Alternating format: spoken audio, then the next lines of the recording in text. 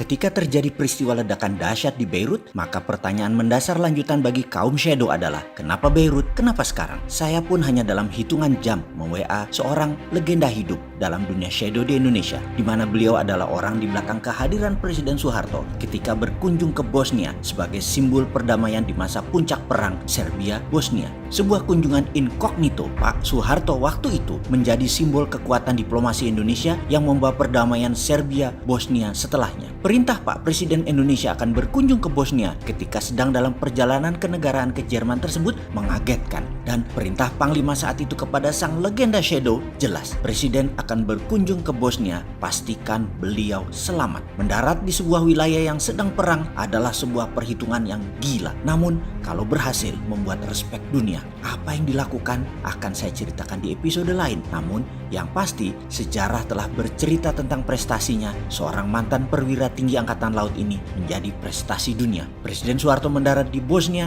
8 jam setelah perintah itu diterimanya, dan ajaib, tidak satu peluru pun berdesing.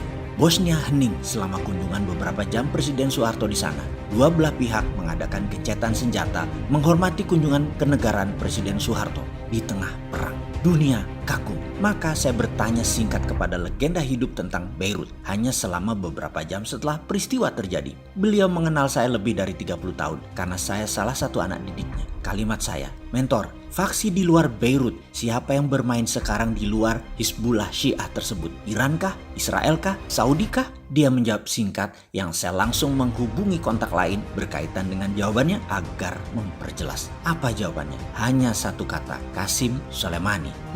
Ini menarik. Dalam pikiran saya langsung menyambungkan dua temuan cadangan amonium nitrat cukup besar di Eropa dalam tahun 2020 ini dan akhir tahun 2019 kemarin. Di selatan Jerman dan di paket es di Inggris. Total jumlahnya ratusan kilogram. Operasi ini mendapatkan data bahwa Iran yang terus menyerang Amerika telah mengatur akan sebuah operasi serangan ke Eropa dan Amerika untuk membalas dendam kematian atas serangan Amerika ke pemimpin Garda Republik Iran, Qasim Soleimani. Di sisi balik, Mossad yang melakukan counter intelijen tersebut sebagai dukungan terhadap Amerika, terutama Trump yang mendukung ibu kota Israel menjadi Yerusalem dengan memindahkan kantor duta besarnya ke Yerusalem, tidak di Tel Aviv lagi. Dibuat seolah-olah kecelakaan kecil, terbakar, lalu meledaklah 2,7 ton gudang amonium nitrat. Rakyat sipil Beirut jadi korban. Ini yang membuat kemurkaan semua orang. Demi jabatan, demi kekuasaan, manusia menjadi tidak manusiawi.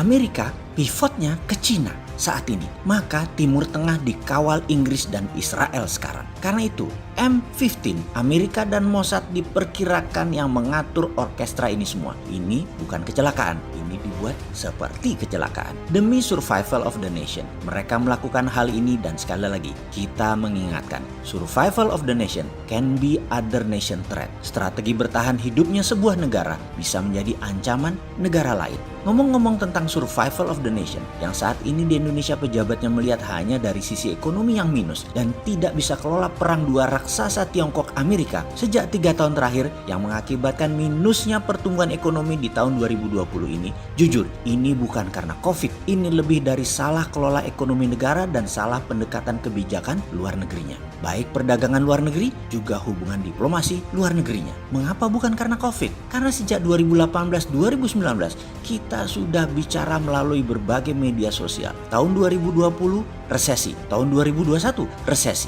Mau bukti? Mau dikirimkan link video 15 bulan yang lalu? Ada kok data itu. Atau begini kita sederhanakan. Pebisnis yang terkena masalah dengan social distancing efek COVID sehingga bisnisnya minus bahkan tutup terbanyak lebih dari 70% adalah memang sejak akhir tahun 2019 bisnisnya sudah mulai bergerak turun sehingga ketika Maret sampai Juli karena COVID bisnisnya langsung terasa terpukulnya. Sedangkan mereka yang biasa naik bisnisnya atau stabil sebelum COVID hingga COVID antara Maret 2020 hingga saat ini bisnisnya masih berjalan baik bahkan naik trennya. Jadi, kalau skala perusahaan yang bermasalah tersebut sebelum COVID dinasionalkan, maka menurunnya ekonomi nasional 2 kuartal awal tahun 2020 ini adalah imbas aslinya data ekonomi yang melemah dari tahun sebelumnya. Namun, karena ukurannya pakai inflasi, maka datanya terlihat baik. Kalau dihitung dari uang beredar dibandingkan dengan hasil produksi, maka sejak 2018-2019 hampir tidak tumbuh alias bergerak turun yang mengakibatkan turun terus hingga saat ini.